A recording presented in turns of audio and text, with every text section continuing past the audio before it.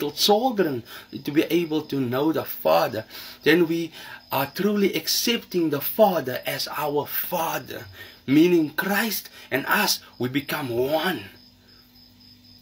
And when we understand this, we know that we rest in this as little infants, as little children of the Most High God, who is not there, who is not behind us, who is not in the next room. He is within us. God makes His home in us. We find home and safe haven in God.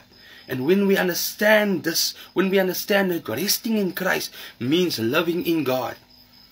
It's like a cup. If we take a cup and it's filled with water, that water is in the cup. No one can see that cup, but the water is safe in that cup. It cannot get out of the cup. And so we must be hidden in Christ. And when we are hidden in Christ, it is no longer we that love, but Christ who lives in us. That means resting.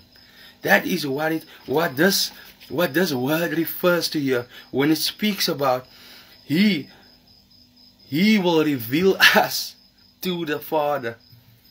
When it speaks about, come to me all who are weary and burdened and heavy laden, and I will give you rest. Because rest is only found in Christ.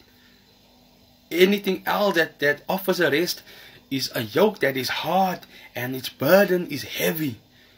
But to rest in Christ is knowing.